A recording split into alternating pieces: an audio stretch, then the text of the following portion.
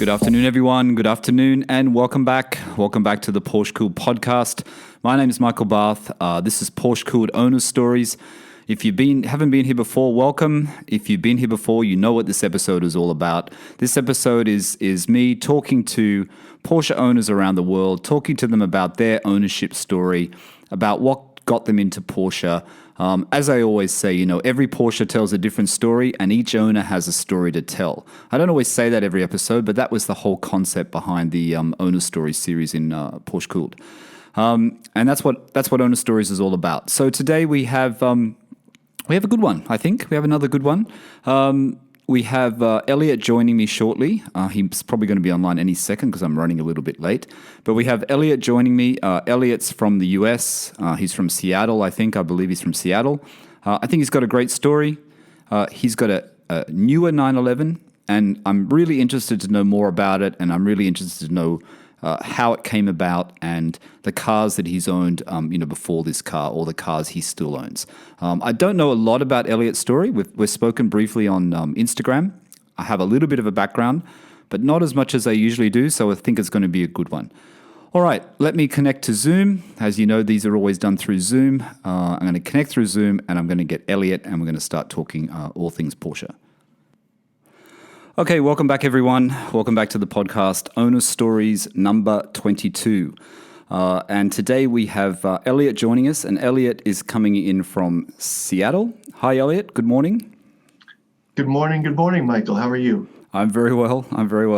Eliot is doing this podcast very early this morning. It's only is it 7 a.m.? 7 a.m. Yeah. 7 a.m. in Seattle. And it's about, 6 o'clock here in Bahrain. So Eliot reached out to me on Instagram through DM, which a lot of you guys do. And I think he has a good story. He's had a few Porsches, haven't you, Eliot? You've had a couple of Porsches. Not both 911s. But we'll get into that when we start getting into Eliot's story. But as you know, Eliot, I always like to start this podcast. I always like to start it with the first question. Do you, and it goes back to the first memories of seeing a Porsche or a 911. And, I know I have a fond memory where I remember seeing one down in the ski resort in Australia, and it was a Carrera, and it had the whale tail. I always remember that car, and it was red. Not my favorite color, but it was red. But I think it was in the snow, and it looked just perfect in that situation. So what are your first memories? Did a family member have a 911 or a Porsche? Did you have posters on the wall? Did you buy the magazines? When did it all start? So that's a great question. Thanks for having me. I really appreciate it. This is, I think this will be one of those owner stories that I've really sort of identified with, which is, kind of the new-ish Porsche owner, and how did I end up landing here? So I remember when I was a kid, I had a great big collection of Hot Wheels, the little die-cast cars. Yes. And I had a whole big box of them. And for the most part, I grew up in this small town in Pennsylvania. It was really one of those parts of the country that was the American muscle car part of the country. I remember a guy down the block that had a late 60s Dodge Dart that was the envy of the neighborhood. Really fast in a straight line, and good luck keeping it on the road. But these die-cast cars were my first real intro to anything other than these big American muscle cars. I mean, my family drove a great big Buick LeSabre when I was a kid. Mm-hmm. So, just a family full of American boats. But as I started to have people give me these die-cast cars as gifts when I was a little kid, you'd play with them in the dirt or whatever. But then there was this kind of a seminal moment when I was about 8 or 9 years old. My family was shopping for a new car. My dad had gotten a new job, felt like it was going to be a real opportunity to kind of get away from the hand-me-down Buick LeSabre and that sort of thing. So he had bought a copy of this American magazine called Consumer Reports. Okay. And I'm sure it exists all over the world. Yeah. But it was the automotive issue. So I was this I was kind of a nerdy little kid. I've ended up being a doctor. I'm a nerdy adult as well. So I also collected baseball cards, and I used to have these baseball card catalogs, and I'd look at the prices and see how things were appreciating in value. And one day it sort of struck me that I could look at the Consumer Reports Guide and look up all of those little die-cast cars that I had. Oh, right. And, I started looking through all of them, and I was like, wow, this is really fascinating, because some of the cars that I really liked, it turned out were not terribly expensive. There was the Mustang that I was very surprised was, only the price that it was. But there was one car that really, it very much surprised me just for its value. And it was really one of my favorite cars. It was a little Porsche 911 silver die-cast Hot Wheels car with a, it had a ducktail on it. So, it sort of gave me an idea of what year this must have been. So, but it was, I remember that sticking in my mind as one of the really cool cars that I just thought was really great. I remember looking up Ferraris and Rollses and trying to compare all of the prices as well. Yeah. Yeah. But that was really the first time that I noticed the car. Yeah. I have to admit, I remember doing that as well. I remember there was car magazines in Australia, and at the back, they had the price lists of all the cars, and you'd go through and you'd see the prices, and you'd see, this is when you're a kid, and it still seems like a lot of money, but you think, oh, which one could I possibly get? Which one can I save up for, basically? I want to go back to the baseball cards. I hope you still have all those collection of baseball cards. I do actually have a lot of them. I Fantastic. have a great big box of them. Fantastic. My dad apparently used to have a giant box of baseball cards, and unfortunately, my grandmother threw it away. That's okay. So from the Hot Wheels cars, this is when you're a kid. How long does it take? How long does it take then before you start thinking seriously about? Well, let's go through your car journey actually. So your car journey starts. What is the first memorable car that you purchase that you think, okay, this is on the way. I'm on the way on my car journey. So I have a tragic car journey. And I won't bore you with all of the details, but I remember each and every car that I had, and almost all of them were totaled in accidents of some sort. Oh, okay. And fortunately, I was not at fault in any of those accidents, which is, I guess, fortunate, but also, terrible that you're stuck in that many car accidents. So my very first car was a 1986 Mazda 626 sedan. Oh, okay. That was a kind of hand-me-down from my parents. And then subsequently, I also had a really bad Volkswagen Fox that was like a refrigerator box on wheels. I grew up in this lower middle-class family in small-town Pennsylvania. Yeah, so they're everyday cars that are reasonably reliable, not a sports car. So let's move along then. Let's move along before we get into the Porsche. And people will know what you have because it's in the title of this podcast. But you bought the latest generation of the Porsche, which I'm really interested in. But let's go to the car which is getting there in that sort of performance sports car area. So let's talk about the Mustang. Well, so after a long string of cars that I had through college and medical school that were just terrible, actually the first car that was interesting was a Volkswagen GTI. Oh, okay. I got one as I was a medical student at the time, and I leased it, and it was just absolutely fantastic. It was the first time that I'd ever been exposed to a hot hatch. A buddy of mine had one; he'd let me borrow it, and I was just hooked. Yeah, it's a great car. It's a great car. Oh, it's fantastic. What model was that? What year was the GTI? Let's see. That would have been around 2002, 2003, somewhere in that neighborhood. That's a nice generation. Of GTI. Yeah. Just a great car. Absolutely loved it. I was living in New Orleans at the time, so a lot of really great memories from that car. Most of them a little bit fuzzy, as most memories from New Orleans are. But that gives you the taste, doesn't it? That gave you the taste for the power. It gave you taste for the the hot hatch. It's not a sports car, but it does actually fill that need that we all require. That sort of sports car kind of feel, I guess. So you owned that car for a few years?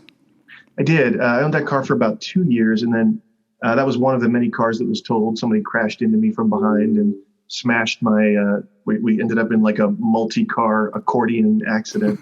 So that car was totaled. And I ended up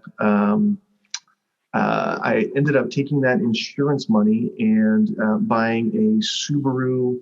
It was a Subaru Legacy. It was the pre-WRX though. So the one with it had like the big tail on it and everything. Yeah. But also a really fun little car. It was 4-wheel drive, sticky as all heck. And was really a pleasant drive. Fantastic. So then, when did the Mustang come into the picture? Was that a recent purchase? Yeah. So the Mustang was actually my dad's car. Oh, okay. So as I mentioned, the family was really like American muscle car kind of family, and so I'll fast forward a little bit more for you. After the Subaru. We ended up in a BMW 3 Series. That was when I was in residency. And I'll be happy to talk about that as well. But the Mustang and the GTO were both cars of my father's that when he was diagnosed with esophageal cancer, he decided he was going to go and get the cars that he had really wanted to drive when he was a kid, because he sort of felt like he had a truncated amount of time and, really wanted to explore the cars that he really loved. So when he passed away, or as we were talking through the will and all of that stuff, he actually tried really hard to talk me out of taking the Mustang off of his hands. And he said, listen, it's a burden. You got to drive it all the time. The seals will start leaking. It's a car that needs to be driven.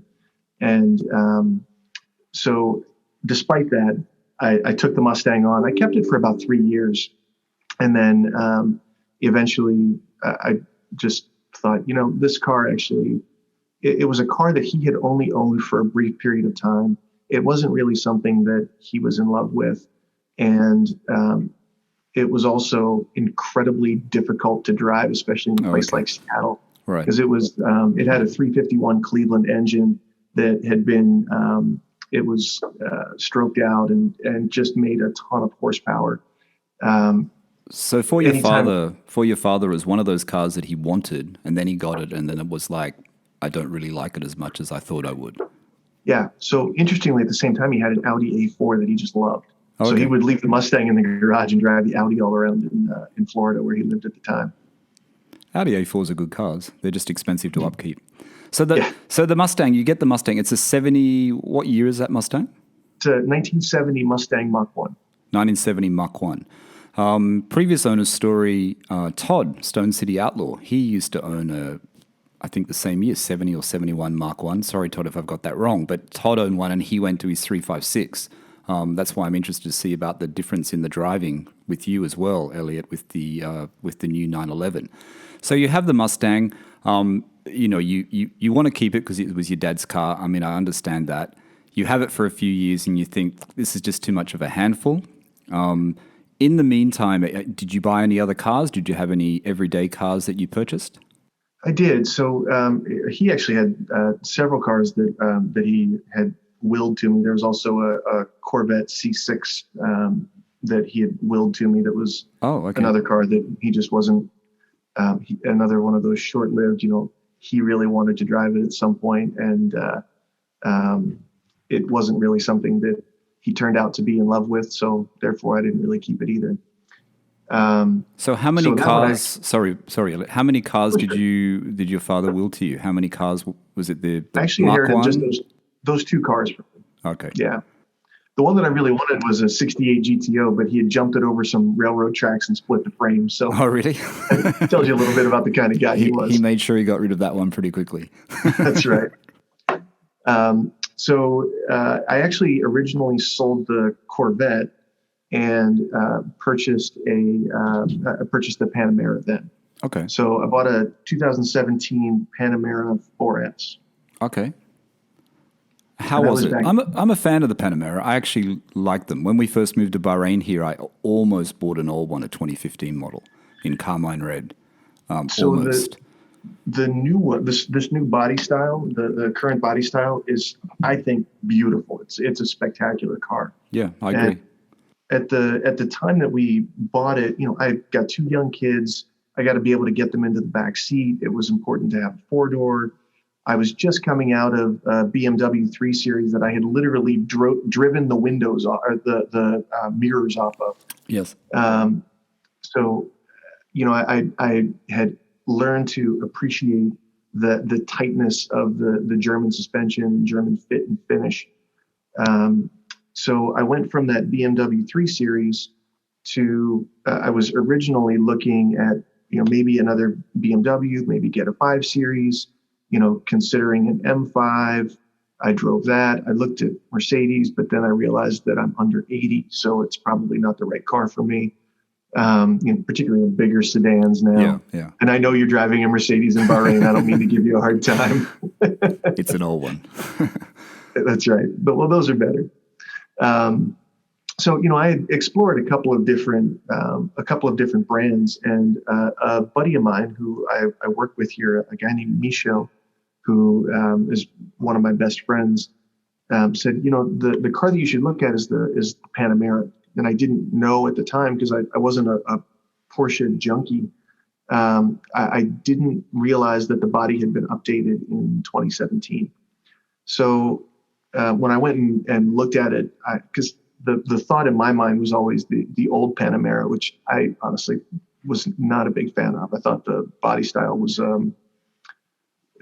sub Porsche quality from what I had been used to looking at 911s. But, the first generation. The first generation. Yeah, the very first early models. Yeah. So I went and looked at this newer style of Panamera, and just kind of went on a lark and ended up calling my wife and saying, I think I found our car. But I test driven a number of them. I test drove the 4S and the Turbo, and I sort of did them in that sequence. And when I drove the 4, it felt familiar. It felt like a big all-wheel drive sedan. It was, I would say the ride was a little bit tighter than what I had been used to in, let's say a BMW 5 Series, for example. Yeah. But it wasn't as tight. The suspension wasn't as solid as what I was used to in a sportier version of the BMW. And then when I drove the 4S, I was like, oh, okay, I like this. This is nice. This feels like the right combination of sports car and sedan. It's a very flexible car. You can, I can put it in comfort mode and the kids are going to be totally fine, or I can put it in sport mode and have a really great time on my way to work. Yeah, it's a great car, and there's plenty of room inside. It's a very lovely car to sit in, the Panamera. The fit and finish on that car is incredible. Yeah. I was going to say, did you notice that difference going from your BMW 535 to the Panamera, the difference in quality? Because there is a big step up, isn't there? Huge. Yeah. Huge step. Just the way everything fits together, the quality of the materials. I mean, it's a really impressively built sedan. It's really nice. So you purchased that new, the Panamera? It had, I want to say 3,000 miles on it or something like that. It was a dealer car. Okay, so it's from a dealer. So, the usual question, you didn't really have to do many checks on it. It had a warranty from the dealer. It had, had been pre-serviced, etc. So they offered it as a certified pre-owned. So they had already done the PPI on it. All of that stuff was finished. And, I think this is, I know you ask this question all the time, and now in retrospect, I wish I would have had somebody independent come and inspect it, because I had a ton of little niggly problems with it over the 3 years that I owned it. Okay, but I was going to ask you about reliability actually, but the Porsche certified, they will, that's a pretty thorough check, isn't it? A Porsche certified car. You would think that you wouldn't have many issues with the car, unless there's a problem with the generation of the car and it's not specific to that individual car. So The Panamera, I think, the first generation had a lot of issues too, didn't it? Had a lot of issues. I know the air suspension is always an issue on these cars, but on the GTS and stuff. But Yeah. how was it reliability-wise? Just briefly, were there a lot of, you're saying you had issues with it before we started recording. Were they serious issues? Well, I would say it was largely okay. There were a few problems that were pretty well known that continued to crop up. There was a problem with the oxygen sensors, for example, that as I was, it would start to sputter, and then it would go into limp mode. And once it goes into limp mode, there's really not much you can do except get it off the road and call a tow truck. So that turned out to be a known problem, though. When I took it to the dealer, they said, "Oh yeah, we've known about this. It's really cropped up in the last 6 to 9 months or so. We probably should have taken care of it the last time you were here, but you hadn't reported any problems, so we didn't really dig into it a whole lot." The Panamera, when I took it in to get the oxygen sensors repaired or replaced, I was really disappointed that the dealership that I was working with, and I took it to a Porsche dealer near Seattle, that was not that they didn't proactively try to replace those, but eventually they got replaced, and it was okay. The other issue that I had with it was there was an electrical fault from the fuel tank to the computer system, so it was constantly reading that there were 100 or 150 miles left in the gas tank. Okay. And unfortunately, it would run out of gas because I had no idea how much was actually in there. So the gauge would say a quarter full. The electronic readout would say that there was 100 miles left. So it was like they're little things, right? But they're things that they leave you stranded on the side of the road. And on the gas tank problem with the electronic miscommunication left me on the side of the road as I'm trying to drive back home after having worked at the hospital for the last 16 hours or so. So yes. So you've been introduced to Porsche ownership. You've been introduced to it with the Panamera, which you love. You love the look of it. You love the design of it. It fits your family's needs, and then you've got all these problems with it. So right. How long before you decide, okay, enough is enough, and I'm going to get rid of this car? Well, so actually what I did after that was I started trying to learn more about the general problems with Porsche. And what I started to realize is that it sounded like this was kind of idiosyncratic to early versions of cars, in particular, first generations of some of the cars. And each time a new model would come out, it seemed like things were a little bit rocky for a brief period of time. But then Porsche does a really great job of iterative improvement and solving those problems very quickly. So then I started to think, okay, well, I think I'm going to trade this car in. I'm feeling unreliable about it. It's not that there's anything wrong with the car. It's that I don't trust it. And I found myself not trusting the car on a daily basis. I would sit down to drive to work and I would wonder to myself, am I actually going to get to and from work today? Which is not a great feeling for a car that's almost a new car. You know what I mean? You don't want to have that feeling, you know what I mean? Because that ruins the whole experience, doesn't it? If you're worried about something going wrong. Well, to sort of give you an idea, this was a 2017 model, but even when I traded it in a few weeks back, it only had 14,000 miles on it. Okay. So it's not like it had yeah, it had been driven just enough. So I decided to start looking for another Porsche because, as you said, I love the style, I love the fit, I love the finish. I think they're beautiful cars. The reliability of the brand and the fact that 80% of them are still on the road is, yes, I think, a remarkable statistic. Yes, I agree. And those are the sort of things that should make you trust the car. So again, I call my buddy Micho, and he and I start chatting. And he's got so he has a 997.1 911, and I was talking to him about any of the issues that he had with his car. Tell him he's got good taste. He does have good taste, I know. So he and I chatted a little bit more, and he told me that he's hardly had anything go wrong with his car at all. He's really spent very little in upkeep and very little in repairs. It's been incredibly reliable. And then I started reaching out to other friends of mine that are Porsche owners as well. I've got a friend, Jonathan, who has a fairly large collection of air-cooled Porsches, and started talking with him about his ownership experience.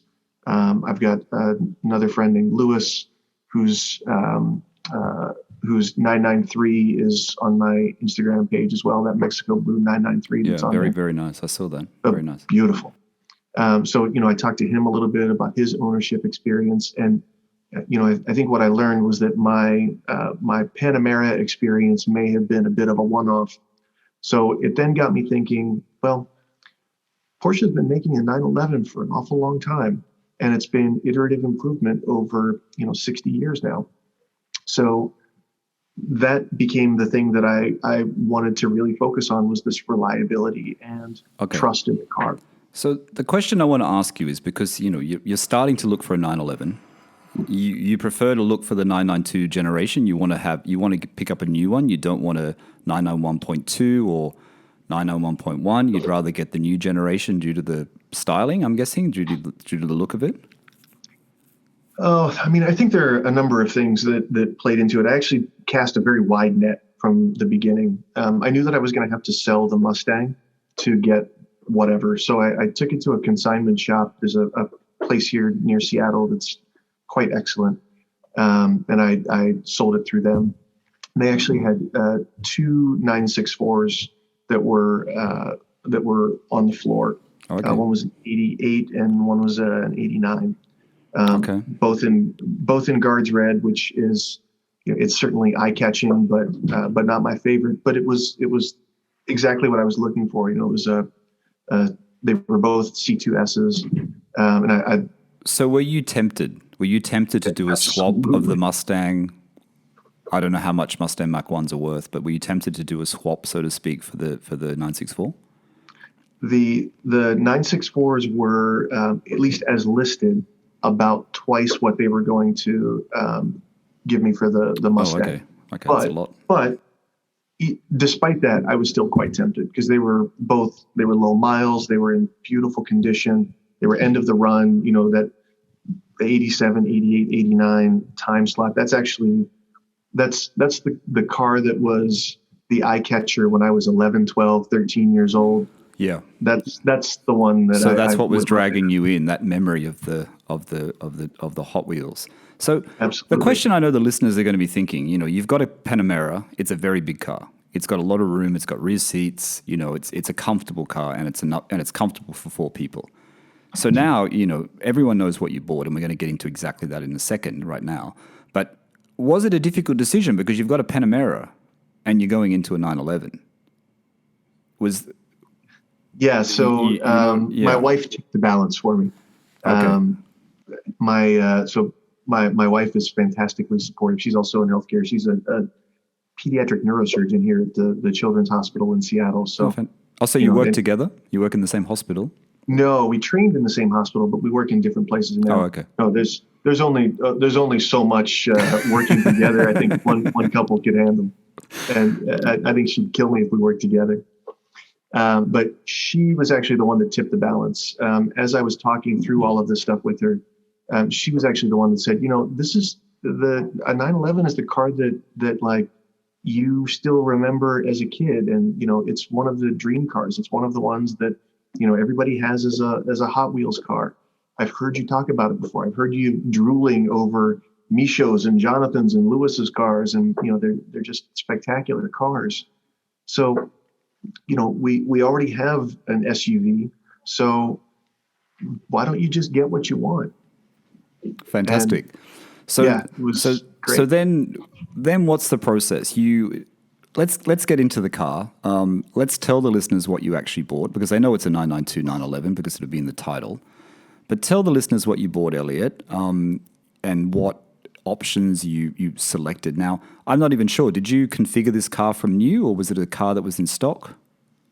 No, I was actually very fortunate to be able to get a build slot back in August Oh, fantastic. with one of the dealerships that's a few hours north of Seattle. And they were fantastic to work with. So I was able to configure this car in exactly the way that I wanted to configure it, in exactly the way that I remembered that little Hot Wheels car that I had.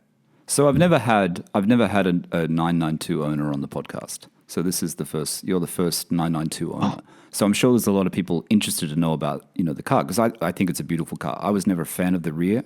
And the first one I saw in the flesh was actually in Portugal, in Porto, on the old bridge in Porto, and I saw it, and it was in carmine red. And when you see it in real life, when you're standing and the car is at the right level, the rear is just fantastic. It just looks absolutely fantastic. So tell the listeners about your car, the color, the spec. What were the key options that you were looking for? Well, as you take the spec from top to bottom, you always start with the color because it's the first option that you select. And man, I'll tell you what, I perseverated over color on this car.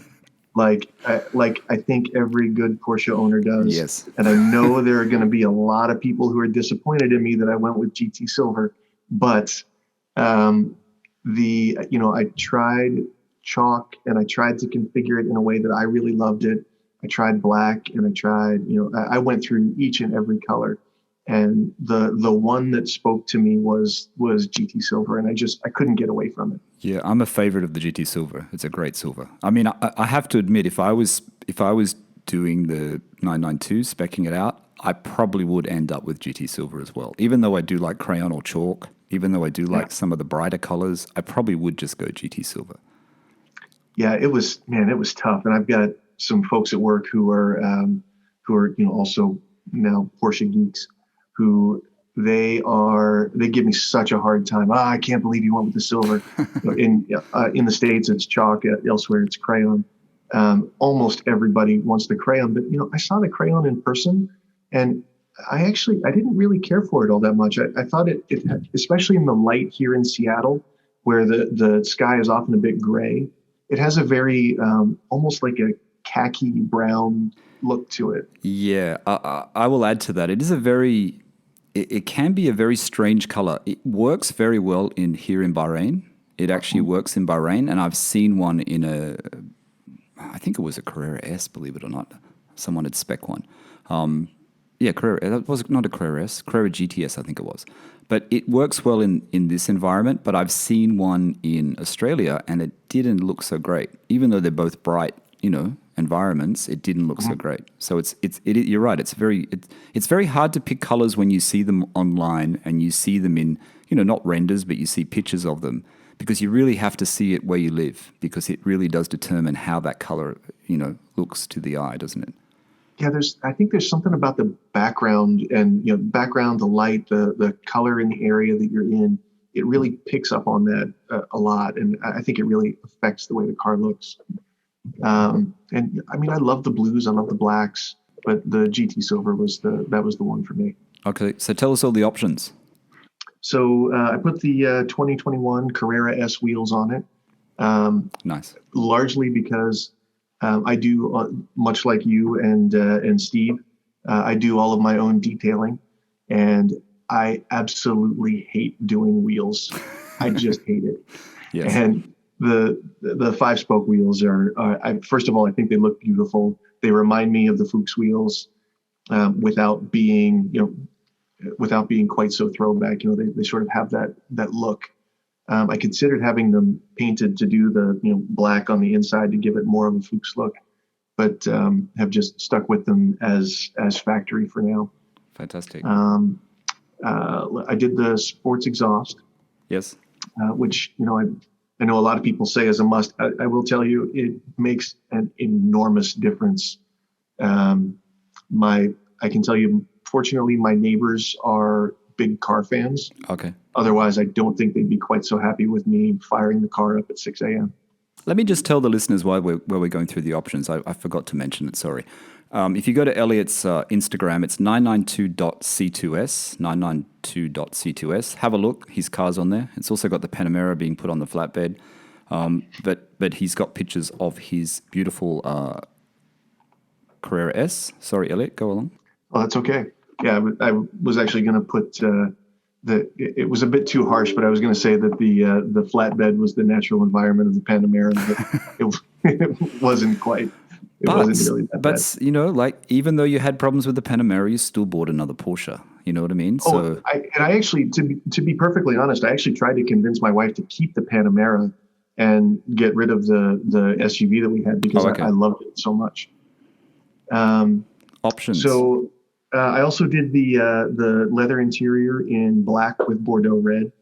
That was another, again, you sort of perseverate on what you're going to do for colors on the inside of the car.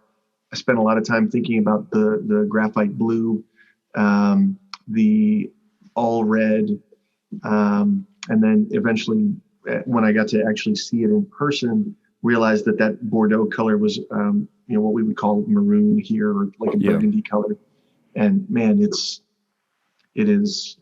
really sings on the inside of that car. It looks beautiful. I think you did you made a good decision not going full red. I have seen full red ones in Bahrain. I think it's a little bit much. I do really love this two-tone black and red that they do, that two-tone, like harking back to, 993s had it, earlier versions had it, earlier generations. And, you cannot deny that the red interior, the Bordeaux interior or maroon interior, just works so well with the GT Silver. I mean, of all the colors, it just works perfectly with the GT Silver. Yeah, as I was trying to do this configuration, I was looking for inspiration from Porsche past. And one of the cars that I looked up was James Dean's Speedster, and that was silver with the red interior, so that kind of tipped it over for me. So I also, as I looked at the 992s, one of the things that I noticed was that the fit of the piano black plastic wasn't really great. It looked like there were some pretty big gaps in various areas. Right. So. But when I saw it with the wood inlay or with the leather inlay, it seemed to seal a lot of those gaps. Okay. So the quality of the fit and finish just looked significantly better when you had anything other than the factory package. So what did you choose? What's the inlay that you chosen? So I did it in leather. Oh, okay. I'm trying to see. So all of the surround for where the cup holder is, and on the doors and on the dash is all just a bit of red leather. Fantastic. Yeah, I'm not a big fan of that piano black finish either. I agree. I think it looks a bit cheap. Yeah. So that's great. So what else were the main options apart from that? I mean, the seats are the usual. How many way seats are they? The ones you have? They're quite well bolstered, aren't they? Yeah, I got the 18-way seats. So I upgraded the seats. I think they make a huge difference. I had actually driven, prior to purchase, I had driven a Carrera T with a manual and the buckets. And as I was thinking about trying to use it as an actual work car, going back and forth as a daily driver, it just didn't seem practical. So I did the next best thing, which I think was the 18-way seats, which I can, kind of squeeze the bolsters in and do I can make it feel however I want it to feel. I really like how you haven't opted to have a sunroof either. It doesn't have a sunroof, does it? It's non-sunroof. So no, it doesn't have a sunroof. I'm glad you noticed. There were a number of things that I spent a lot of time thinking long and hard about. And as I was speccing the car, when I put the sunroof on it, I just thought, gosh, it looks like the car has a bad haircut. It looks like it's got male pattern baldness with the and as you can see by my head, which is quite shiny today, I know the feeling of male pattern baldness. So I actually thought that I wanted to delete the sunroof because I thought it had a more classic look to it for me. And obviously everybody's got their own opinions. Yeah, I agree. I think like I've said before, I've got a sunroof on my 997, and I never open it. I never actually use it, and sometimes I forget it's even there.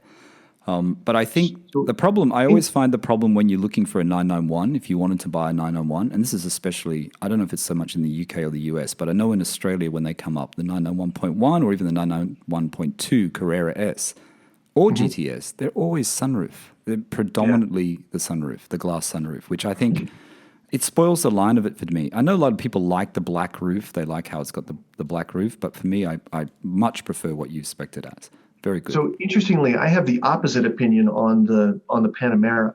I think the Panamera with the sunroof looks absolutely spectacular because it's got that big panoramic roof on it. I think it looks great. Yeah, no, I think Macans, Cayennes, and Panameras, they're fine with that roof. But I think the 911, honestly, I think a non-sunroof version is much better. Car looks great. Eliot looks really, really, obviously it looks very special, very, very special. Oh, thank you. Well, I think the biggest, so the two biggest options that I know most folks will be interested in would be that I decided to do it in a manual. Perfect. Man, that manual gearbox it feels so good. It's so tight. The shifter it's short. It's fun. It has that mechanical click to it that as you move from gear to gear, it just feels perfect. Yeah, I read that. I mean, I mentioned it, I think, in the podcast last week or the week before, but, the review in, Rotor Track or whatever magazine it was online about how the manual gearbox in the Carrera S is just fantastic. This new manual gearbox is great. Because remember, in the 991.1, it was criticized. The 7-speed was actually criticized in the early models. Obviously, it got better in the point 2. So you've got the Chrono Pack as well. You've got the Chrono Pack. The manual still has the Manantino sort of dial on the steering wheel? Yeah, it does. Okay. So what functions do you get in manual in a 992 with that button?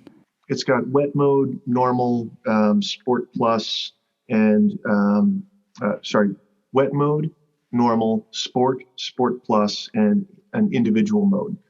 And I've set my individual mode to essentially be normal with the sport exhaust on and the auto stop turned off so that I don't have to restart the engine every time I'm in a red light. Yeah, so that's the one you use when you're driving to work. You put it in your custom mode. And on the weekends, what would you use in the modes? Is the Sport Plus a great mode? Which is one of your favorites? The roads here are a little bit rough. So Sport Plus mode it makes it feel like you're driving a rock wagon. The sport mode is about as tight as you can make the suspension for the roads around Seattle. Now, there are some areas around Seattle where the roads are a little bit nicer, but at least for the city proper, it's a little tough it gets quite bouncy if you're in Sport Plus mode. But the modes are obviously, they're noticeable differences in each mode. You do really notice the difference. Yeah, absolutely. Yeah, in fact, it's not even a subtle difference.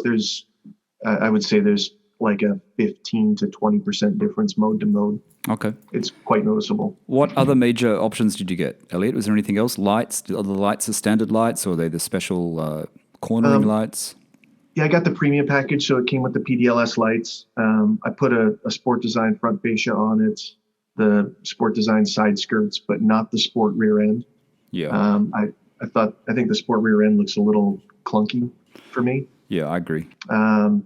And I think, let's see, you have to have a fire extinguisher, right? I mean, everybody needs a good fire extinguisher. Did you get a fire extinguisher? Absolutely. Really? That's good. Absolutely. On the passenger side, it's there. That's right. Yeah, fantastic. Right. I mean, it's got a nice stance. I'm looking at your Instagram of the car. I mean, the Sport Design package at the front is a must-have, isn't it? It really does. It's a much nicer front with the Sport Design package on the front. It is, and the guys at the dealership that I worked with eventually talked me into getting the front end lift kit, which I have to say is, first of all, quite slick. It's GPS programmed. As I approach my block, the car automatically lifts the front end, so I don't even have to do anything. So you have that new one. What is it called? Is it not InnoDrive? Is it? What do they call it? Porsche. They have some name for it. Is it InnoDrive? I don't know. Gosh, I'm actually looking at my spec sheet right here, and I don't have the name of it. So let me ask you a question. When you're driving back home, do you have any speed bumps? Does it remember where speed bumps are? Because I read something about this earlier on, and it said it will actually, even after a period of time, it'll remember exactly if there's a speed bump or whatever, and it will actually just raise up automatically. I'm not sure if that's true. Oh, that's interesting. So I've only had the car for 2 weeks, so I haven't gotten a chance to teach it all the speed bumps just yet. But maybe we'll get there. I think that I know that in Australia, I think that's a pretty expensive option in Australia. I mean, obviously you can get it with packages, but I think It's a great one to get. It really is, Yeah. because how often do we scrape the front of our cars? You know what I mean? And it doesn't have to be a GT3 anymore or a GT2 RS, because they're all quite low, and it can happen quite easily, especially when we all live in cities. If you live in a city, you really do need to have it. Yeah. The controversial rear wiper, I notice you've got one of those. I do indeed have a controversial rear wiper. Anybody who lives in Seattle, I think their rear wiper is kind of a requirement. See, yeah, sorry, go on. It rains 200 days a year here, so. Does it? Okay. Oh, yeah. Well, that's a definite. You got to do that. I mean, look, I use my rear wiper. I actually do use it. I actually use my rear wiper on my 997 more than I use a sunroof. So, I think it's a no-brainer, really, what you should have. Yeah, I've actually got a buddy who's a Porsche certified instructor, who, when I showed him the spec and told him that I was going to put a rear wiper on it, he never says it's okay that you put a rear wiper on it. He never says that it looks good with the rear wiper on it. What he says every time, and it's very carefully chosen words. It's always, well, everybody will know that you spec this car for you. Yeah. True. I mean, I guess the line of any 911 without a wiper probably looks a little bit better, but if you need it, you need it. And I think, it's silly just to leave it out for, it doesn't make a huge difference. So I always wished I had one with the Panamera, which was why I put it on. Ah, right. Okay. So you've had the car for 2 weeks, 3 weeks? Yep. 2 weeks. So in those 2 weeks, tell the listeners actually, how was that feeling when you picked it up? The day you picked it up, did your wife go with you? Did your kids go with you? How was the feeling when you drove out and you thought, I've got this car now? Yeah, that was actually an amazing feeling. So I drove to the dealership, actually in the Panamera, to trade it. I went by myself. My wife stayed home with the kids, and she kept texting me all day long as I was at the dealership. Because, no matter how well set up you have things, it always takes several hours until you actually get through the deal. Yes. So we finally worked our way through the deal, and, they handed me the keys, and I started it up, and I just sort of sat there for a minute and looked around and, started to familiarize myself with the dials and the new look. And, granted, the graphic user interface is very similar to what it was in the Panamera. So it wasn't like there was a big learning curve or anything like that. But, just finding the buttons, finding the knobs, and, there were little tactile things that were, I think, quite special in that first moment. It was realizing that when you close the door, the way the door closes just has this shoot kind of feel to it. And, it's the way you expect a door to close in Yes. a car like that. And, noticing the way the pieces fit together and that there are no gaps. And, I put race text on the ceiling, and, I wanted to just sort of feel what that felt like, because, I liked the look of the race text on the ceiling and the race text on the mirrors. Noticing the leather wrap around the steering wheel, and, just kind of familiarizing myself with the way the inside of the car felt, which interestingly was something that I had never, ever done in any other car that I owned, including the Panamera. Right. There was never a time that I just kind of sat in the car and looked around and thought, wow, this is really quite special. And this time I sat in the car, made sure I touched everything, really thought, man, this is really something quite different. Yeah, I think Porsche has really, in my mind, they've really excelled themselves with that interior. I mean, I love the interior. Even the screen, I love the screen. I love the center analog dial that they've done. I mean, it all works so well. The race text, is it? Race text fabric. So they offer that for the roof. What do you mean? It's behind the back of your rear vision mirror? The rear vision mirror is covered, did you say? No, not that part. The ceiling and the makeup mirrors, or okay. Yes, I understand. The sun visors. The sun visors. Okay, but they still offer Alcantara, don't they, Porsche, for the 992? No, this is the new version of Alcantara. Alcantara is gone now, and they've changed to this race text. Okay, which, from what I understand, has a bit of a different feel. It feels less suede. I've felt the race text and it feels quite suede and tackier. It's thicker almost. Okay. The Race Tex is it's like the fibers are a little bit shorter, Right. so it feels a bit softer.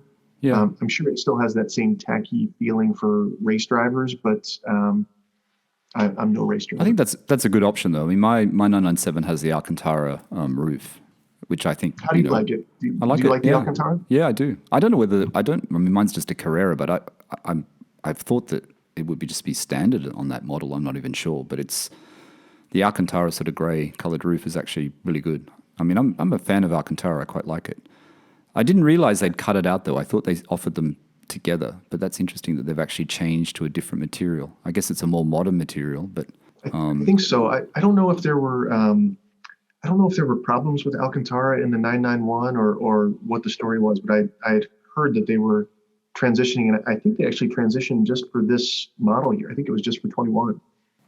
Okay, so you're sitting in the car. It's a different experience to the Panamera. It feels all new. It feels very special. So then you drive home. You take it out of the dealer. You sign the final papers and you take it home. What does the family think when they see it for the first time? Well, the saga of I had initially done the build back in August. So the entire family has been waiting for 5 months for this car to show up, and every once in a while my wife would say, "Are you excited for your car to come? Are you excited for your car to come?" And of course I'm excited, but I don't necessarily want to get too overly fired up. So what did happen though was back in January, the dealership texted me and said, "We know which boat your car is on." Oh, fantastic. So I used it as a geography lesson with my kids, and we started tracking the boat all the way from Zeebrugge through to the east coast of the U.S., down through the Panama Canal, over to San Diego. So, it was fun. The kids got to check on where the car was at each moment. That's a great memory for kids to remember though, isn't it? Like Dad's car on the boat, if you remember that, and it's coming to the US. I mean, that's a great memory to have. Yeah. So when it finally showed up, the kids were super excited about it. I took them for a ride. Of course, my kids are young. They're 9 and 6, about to turn 10 and 7 in the next month or so. So, they get in the back and there are footprints all over the back of the car. And, at some point you just sort of have to say, yeah, Eliot, that's great. It was special when you sat down in it in the dealership, but you also have to be able to use it as a car. But Eliot, that lets you, refine your detailing skills. You can even get even better. You would be so proud of me, Michael. I keep a toothbrush in my car to make sure that I can get stuff out of the little cracks. Oh, really? Fantastic. Oh, Fantastic. absolutely. I like it. I like a clean car. When I'm depressed, I watch, Mo NYC and watch him, detail a car, and it makes me happy to see it. It really does. That's so great. All right. So you got the car, you've had the car for a couple of weeks. Have you taken it out for any spirited drives? But you're still running it in, right? It has to be run in for how many miles? Oh, yeah, a couple thousand at least.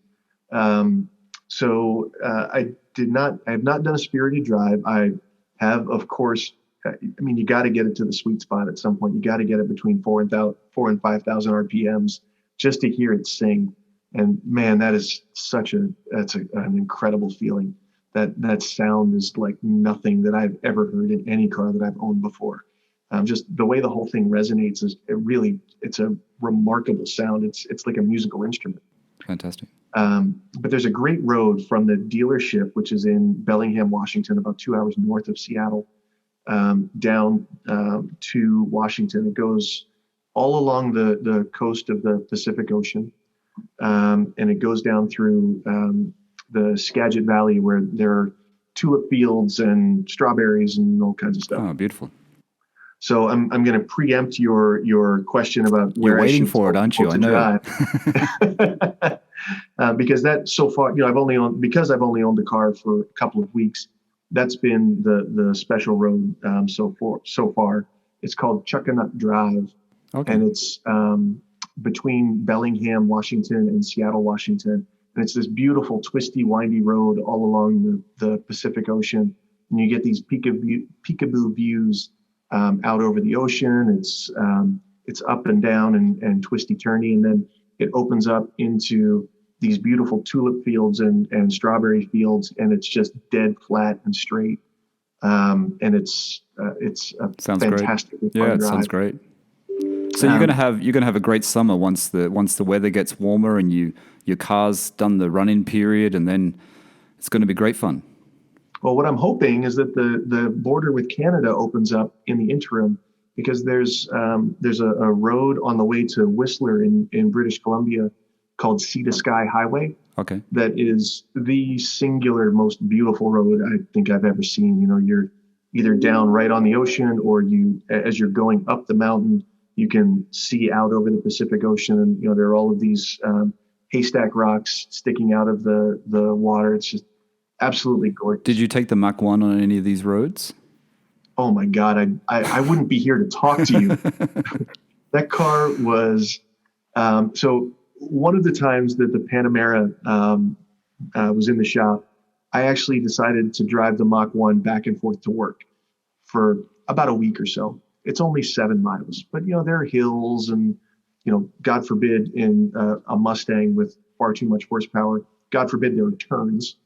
So I was driving it to work one day, and there was just a light mist of rain. And one of the red lights, you know, I was on a bit of an incline, you know, maybe a 10% grade or something like that. And I could barely get the car off of the line to get away from the red light, because it had so much torque and so much power, it would just sit there and spin the wheels.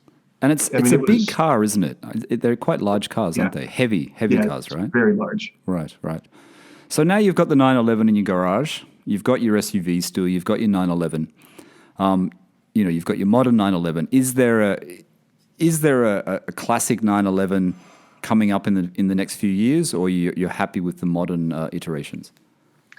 Oh man, you're not even going to let me get through the honeymoon period, are you? Of course I'm looking already, Michael. Come on.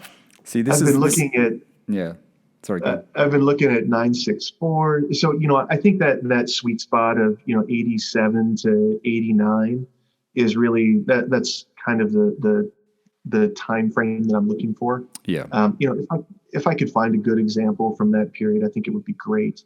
I'm not really in any particular hurry. You know, I'm absolutely in love with this 992 at the moment. It's got personality already. It's you know, it's just an absolute pleasure to drive. But that is what I'm going to be on the lookout for. Yeah, you've got a fantastic car, Eliot. You really do. I mean, 992 Carrera S. You know, any article you read in, even the most, you know, even the most fussiest sort of reviewers of cars, you know, they're just, everyone raves about the Carrera S in this range, in this 992 generation. And the fact that you bought a manual, I'm impressed. You got a manual. You didn't opt for the PDK, where you could have, because you do actually drive to, you know, work in it. So but you've taken the manual. The manual's supposed to be fantastic. I mean, I think you've done a great job speccing it. It looks really, really good. Oh, thanks, man. I really appreciate it. So we're getting near to the hour, actually. I just want to ask you a couple more things, but we are getting near to the hour. But I just want to tell the listeners again, you should go and follow Eliot. He's got a newish Instagram where he's just posting images of his cars. He's also got the Mach 1 on there. He's got the Panamera. He's got his friend's blue, what is it? 993, right? 993? 993, yeah. Yeah. So it's at 992.c2s. So go over and follow Eliot.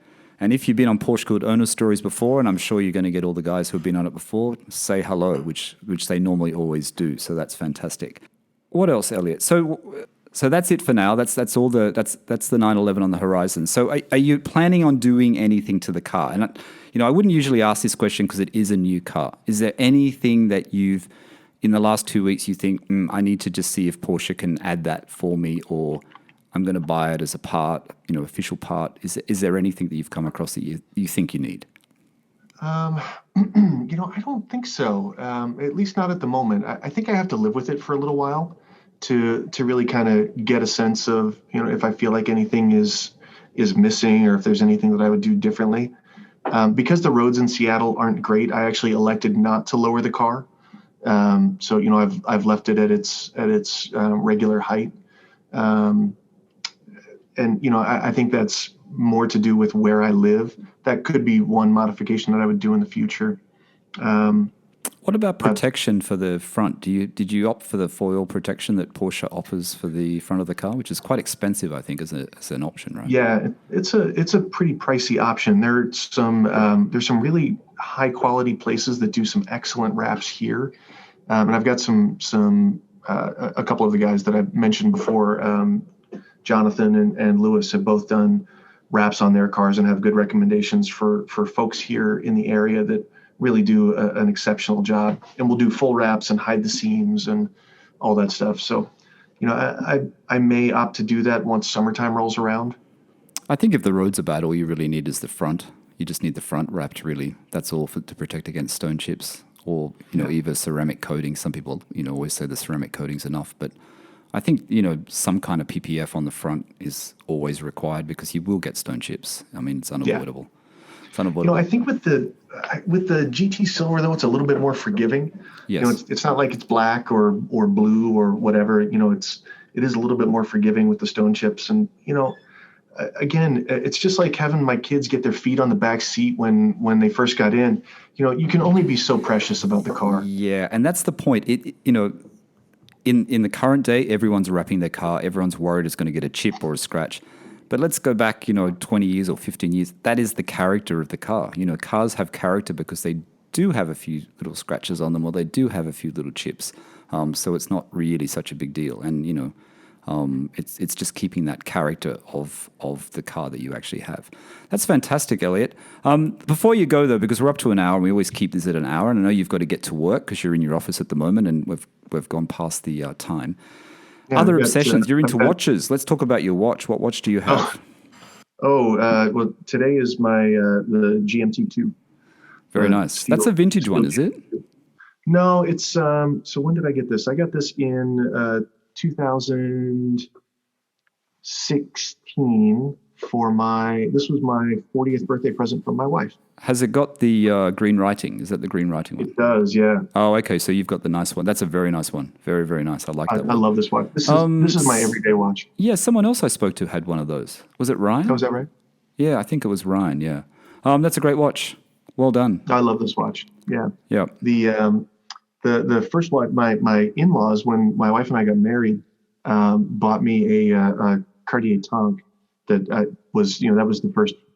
That was the sort of entry watch. That was my BMW of watches. Yes. And then actually probably my Volkswagen GTI of watches. And then my wife got me this GMT for my 40th, and just this last year, for the listener, I'm an ICU doctor, so I'm a critical care doctor. So I've been taking care of COVID patients for the last year, in full personal protective equipment and gowned up and all of that stuff. And I think my wife has felt bad for me, so she's given me the opportunity to be a bit more spendy than what I normally would. So I was allowed to get a JLC Reverso this year, and the 992 came along with all of that stuff. So that's sort of, like, I don't even know what to say to that. I just can't imagine how difficult it is. And I know you're a doctor and you're trained to be a doctor, but I just don't. I couldn't even imagine how difficult it is dealing with this pandemic and being, at the front of it like you are. I mean, it's just, it must be. You must go home some evenings and it must be very, very hard. Because in the UK I see the numbers and I see how many people are dying, but you don't really hear the stories. You know what I mean? And as I said recently, my father-in-law, his sister just died in Ireland, and she contracted it in a hospital in Ireland after a fall. So it's there, and it's frightening. It's very frightening. So, I think one thing that probably goes underrated is that for healthcare workers in particular, we have the opportunity to help. We actually get to be there at the bedside and be the person who is holding somebody's hand when they're sick, and we're there to support them and talk to them. We get to be the humanizing part of this for a lot of our patients. And in the news we talk a lot about the losses. We talk a lot about the people that haven't made it through. But I think what we don't really spend a lot of time talking about is the people that we've actually been able to get through really bad situations. Okay, good point. Yeah. So, to the stuff that's newsworthy is the number of patients who have gotten sick and the number of patients who've died. The stuff that's newsworthy to me are the number of patients who have gotten really sick, walked out of the hospital, and then called me or texted me or emailed me later on or found me in some other way to say, hey, thanks. I don't know if you remember me, but I'm really appreciative. Yeah, and, that's really nice. Yeah. I makes it all worthwhile, doesn't it? It just makes it, It does. Yeah, it does. And, I think it really mitigates those feelings of powerlessness and helplessness when, you feel like you can leverage the education that you have and the experience that you have to try to help others. Yeah. That's great. Thanks, Eliot. All right. Thank you so much for being on the podcast. I'm glad you shared your story today. I think the listeners are going to enjoy it. Like I said, you're the first 992 owner. So anyone that wants to know about 992s, you go to Eliot's Instagram and send him a DM and ask him. He'll have all the answers, won't you, Eliot? That's right. Shoot me a text, I will talk everybody into the rear wiper. All right. Thank you so much for taking the time. And I know it's early in the morning, so I appreciate it. Michael, thank you so much. It's been a pleasure meeting you, and say hello to Steve for me. You guys have a great rapport. It's been a real pleasure getting to know you. Fantastic. Thank you so much, Eliot. Thank you, everyone, for listening to the PorscheCooled Podcast. Like I said, that was Eliot coming in from Seattle with his brand new 992 Carrera 2S. Beautiful, beautiful car. GT Silver, one of my favorite colors. And that's it. Thank you so much for listening, and bye for now.